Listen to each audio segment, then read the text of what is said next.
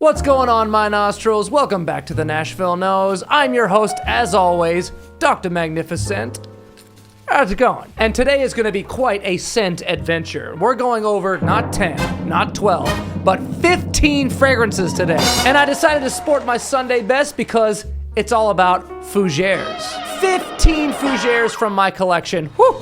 It's gonna be a marathon. For those of you curious about what a fougère is and what they smell like, after all, it is kind of a fancy sounding French word. The word fougère is the French word for fern. Although ferns don't really emit an aroma, it's more of the imagined scent of what a fern could smell like. If that makes any sense at all. It doesn't? Well, I agree, but I don't make the rules, so moving on. We're gonna highlight a good range of subgenres in the fougère category. They come in many different variations, but all of them have that green, fresh, herbal, more masculine-leaning barbershop style. Common notes include citrus top notes like bergamot, usually lavender or clary sage in the heart, then earthy base notes like oak moss, vetiver, and coumarin. The best way to describe the genre are with words like classic, gentlemanly, old school, typically worn by those over 30, although age doesn't really matter. If you love the smell of fougères, then you wear them regardless of who or how old you are. Also, every single one of them can easily make a great office fragrance, or just workplace in general. They just all have this very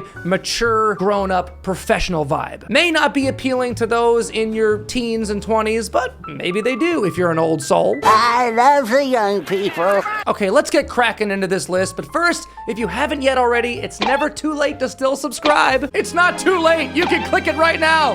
Go, do it. Whew, that was close. Good job. Okay, here we go. 15 stellar fougères. Let's blast through them. The doctor is now in. One of the most beloved fougères that's been on the market for exactly 30 years this year, actually. The still popular Drakkar Noir by Guy Laroche. Happy birthday! A classic scent and would have made it in my list today if it wasn't for their latest flanker. I'm excited to finally feature this one on my channel. It's Drakkar Intense, and I've been digging it. It almost seems like a modernized take on Drakkar Noir, which is much more old school. If you want more detail on this timeless classic, then check out my Cheapies video right here. Observing the color of Drakkar Intense, it looks like an amber fragrance, even though it doesn't have an amber note specifically listed. Instead, it has wormwood, coriander, bergamot, lavender, clary sage, juniper berries, patchouli, moss, and some suede in the base. Noir has a leather note, and I love a good leather touch in a fougère. Just makes it all the more rugged. But I like how they use the softer suede note in Intense. To be honest, the name Intense seems kind of deceiving because it's not the best performer, but just like Noir, it's a really good cheapie. So for the price, it smells really nice, and to me, it was worth snatching up. Next up, an even more modern fougère, and one we've discussed a few times on this channel, Pasha de Cartier, Parfum by Cartier. On the sweeter side, not nearly as earthy, but very easy, very pleasant. This also made my signature scent list this year, and I'll put that video right here, because it can work all year round with the sweeter, creamier sandalwood, tonka bean, and benzoin, yet cool and bright with balsam fir, but the patchouli, liqueur, and brasonide, which is a sharp, dry, woody-like balsam resin, and labdanum, a deep, dark, leathery, ambery resin, helping to break it slightly out of the typical mainstream designer realm. It's pleasant and unique enough to pique my interest. Also from Cartier, a house I've been trying to get more into lately. Another one on the cheap end, but a really classic smelling fougère is Santos de Cartier. This has all the classic barbershop notes,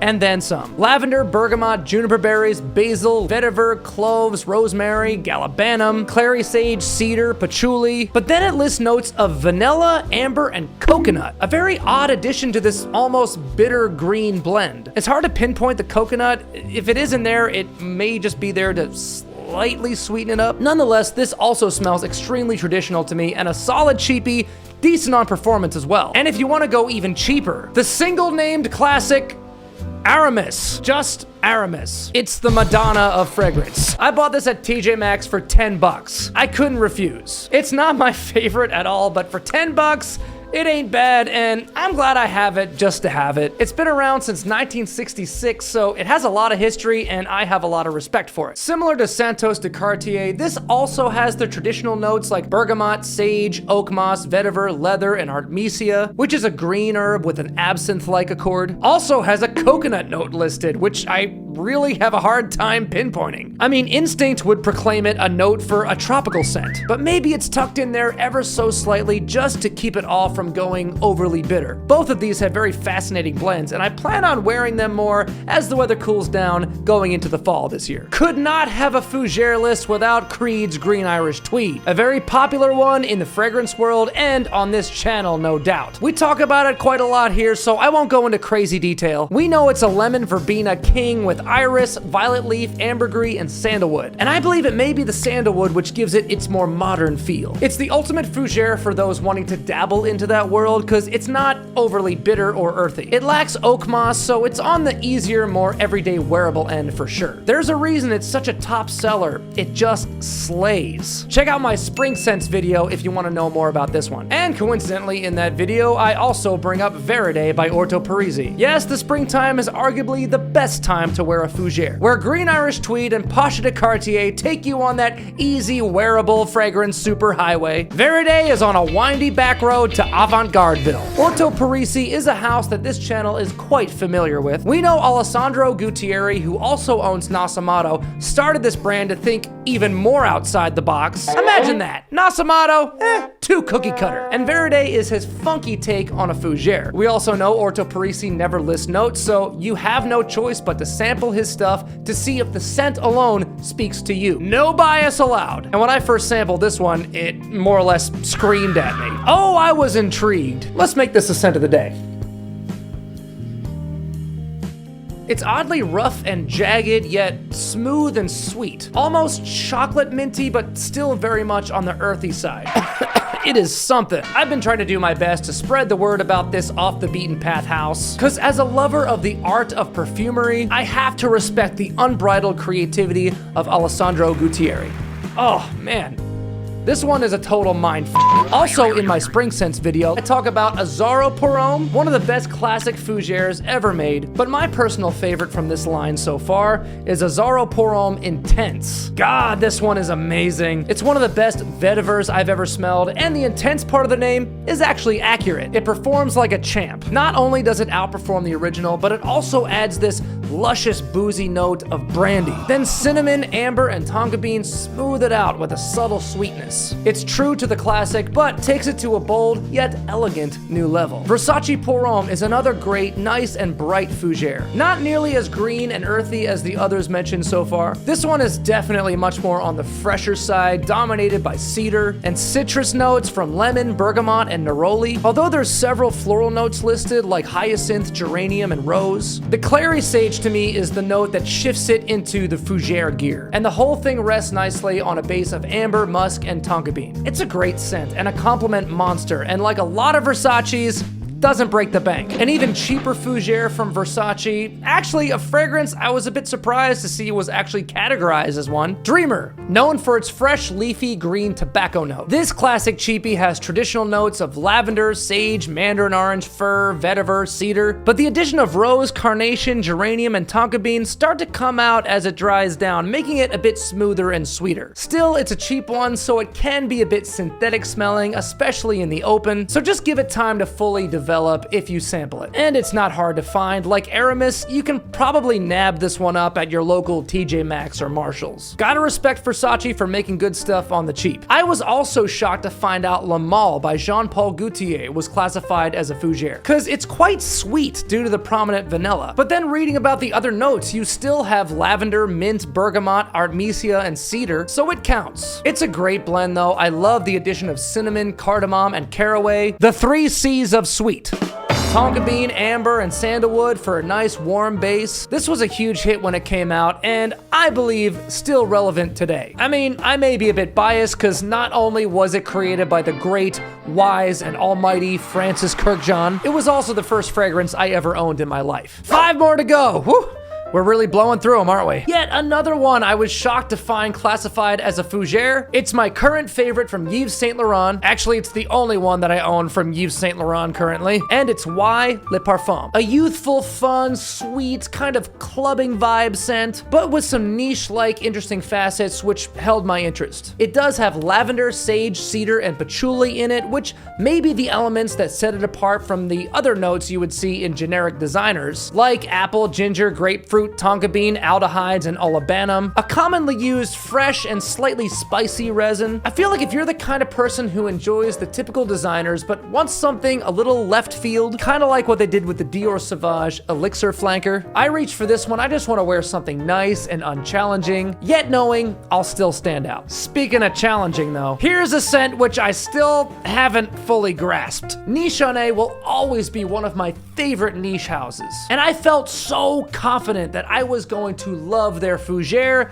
B612. I heard so many raving reviews about it. I actually have a video of my first reaction to this. It's a first impressions video I did right there. I couldn't understand why this rubbery, plasticky, synthetic, odd scent was being described as so fresh and aromatic. But I guess it just really underlines how subjective scent can really be. Notes are cypress, lavender, geranium, cashmeran, cedar, sandalwood, patchouli, musk, oak moss, and tonka bean. Let's give it another try.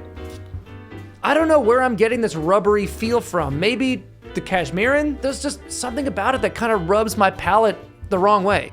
I mean, I think I'm kind of starting to understand it a little bit more and more every time I smell it. I'm still not crazy about it, but I'm not giving up. Maybe someday it will truly speak to me. I don't know. I mean, I feel like I'm kind of starting to warm up to it every time I smell it, little by little. Baby steps. Baby steps? Baby steps. Baby steps. It works. It works.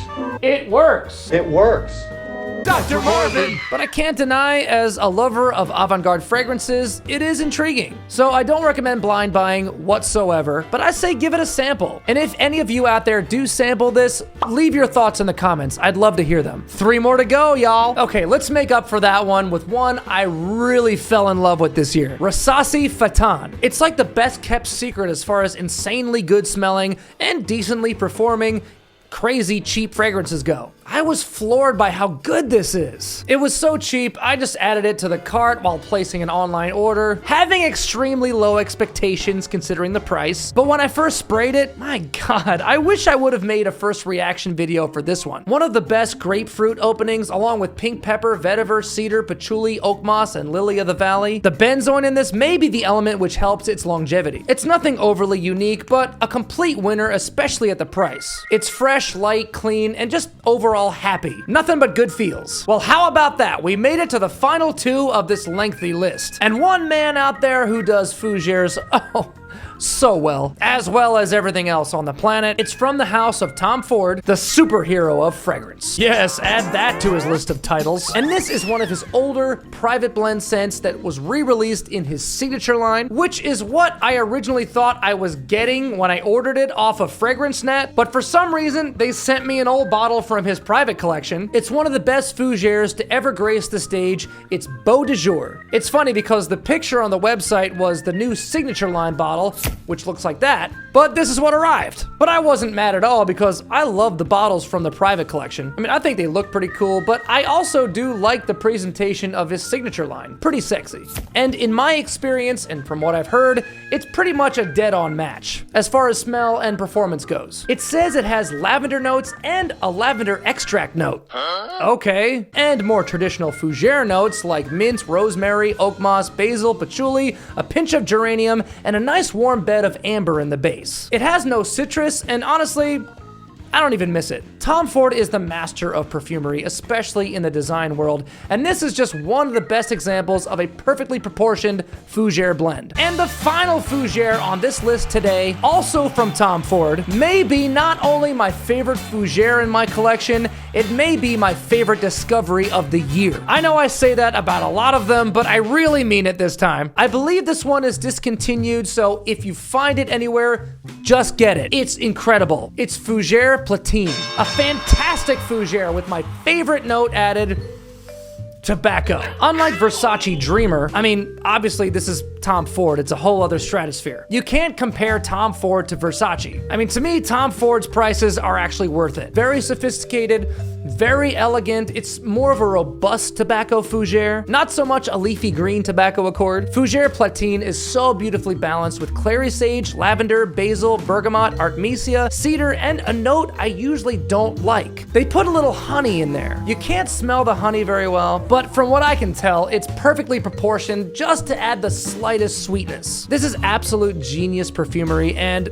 I may have to get myself a backup bottle ASAP. Whew, what an adventure that was, huh? Thank you all for following me to the end of the rainbow. Please like, subscribe, hit the bell, and leave a comment below. I'd love to hear about some of your favorite fougères. Maybe there's some I don't know about. Tell me. After all, it's not just a fragrance channel. It's a community, so I've heard anyway. I'll see you further down the yellow brick road, my nostrils. Until then, stay fresh, stay clean, stay green, and of course, stay smelly. The doctor is out.